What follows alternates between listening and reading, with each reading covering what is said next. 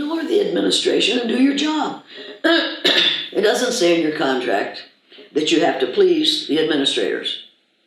It says in your contract that you are hired and paid to educate students. Then that's what you do. Lead them out of ignorance. Intelligent administrators will say to you, I don't agree with you, but I know you're right. Some of the people who are paying your taxes don't agree with you, but they know you're right. You do what is right. My dad said to us on a regular basis, you know the difference between right and wrong, now do the right thing, goddammit. And we'd think you swore, goddammit. Well, what he was saying, God help you if you don't. I'll never forget the day my dad saw, and my dad was 59 years old at the time, had fathered 7 children and lost one, his favorite, and knew more than any of us realized. And I showed him the first film that was made in my classroom by the Canadian Broadcasting Corporation. Took it up to the hotel and showed it to my parents, my mother and my father. And when it was over, my father stood up, took his red handkerchief out of the back pocket of his blue bib overalls, blew his nose, wiped his eyes and said, I wish somebody had taught me that when I was 9 years old. I wish somebody had taught him that when he was 9 years old. He wouldn't have had to rethink and relearn all the things that he had learned up to the age of 59. People say, well, it doesn't last. That's just one day. Wait just a minute here. Raymond, who was in the film, The Eye of the Storm, the 3rd year I did the exercise, ABC filmed it. Raymond Hansen was in that film. Next week, I am going to Rochester, Minnesota, where Raymond Hansen, who was one of the 16 students in that class about whom I was told by the principal, these kids will never graduate from high school, pass them on and get them out of here. They're never going to amount to anything anyway. Raymond Hansen learned to read in my classroom, became a lawyer. And next week, he and I are going to meet with a group of lawyers and social workers in Rochester, Minnesota, and talk about what social workers don't know when they're dealing with people who are other than their color. We're going to talk about some of the things you don't say, some of the things you better say, some of the misconceptions we have about people of color, and some of the huge misconceptions we have about people who are colorless.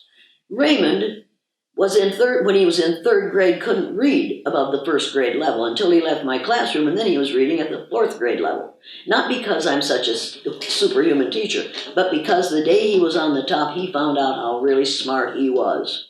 And those kids said after that, you're never going to tell me I'm dumb again. I'm not dumb. I can do anything. I'll never forget Sheila walking down the hall, just delighted during the exercise because she was on the top. And she said, I'm smart. I can do anything. You told me I can, and I can't. And I get goosebumps when I think about it because she had been told that she would never learn. And that year, it was just amazing. I watched kids go from the 1st grade level to the 4th grade level, and their independent reading level for some of those kids was 6th grade. When they left my room at beginning 4th grade. It's how capable people become depends in a large part on what they are expected to become. If you expect a kid to be a failure, that kid will be a failure. And woe be unto the child who fails to live down to your expectations of them. We expect less from students so that we don't have to work so hard with those students.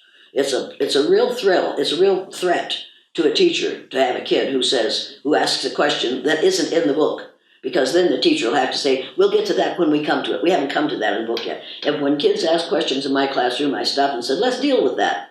We'll deal with it right now because that's what they were interested in. They weren't interested in what was in that textbook, but that made them think of something else, and then we'd deal with that, and then we'd go back to what was in the stupid textbook. And I say stupid textbook because you need to realize that many of our textbooks are published in Texas. I'm sorry, I'm not prejudiced against Texans. I have some really good friends who are Texans. Oh, God help me. But you need to realize a lot of what is in textbooks is pure, unadulterated racism. Even the story problems in the math books are racist and sexist, and we need to realize that. But this is what has worked for us. It hasn't worked. If it had worked, we wouldn't have fallen so easily into the trap that we fell into for the last 4 years. If it was really working for us, we wouldn't have all those groups of pale-faced males going around trying to upset us and take us, as Ronald Reagan said, back to the 50s.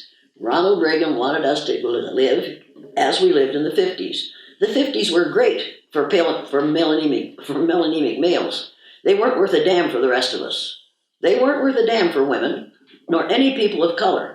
So let's not go back to the 50s, and let's not go back to the 1400s. Let's go into the 21st century, willing to be members of this century instead of that one.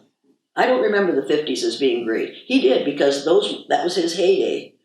That's when men were men and women knew what their place was. Well, now women know what their place is. We could have a society without men. It'd be hard to have one without women.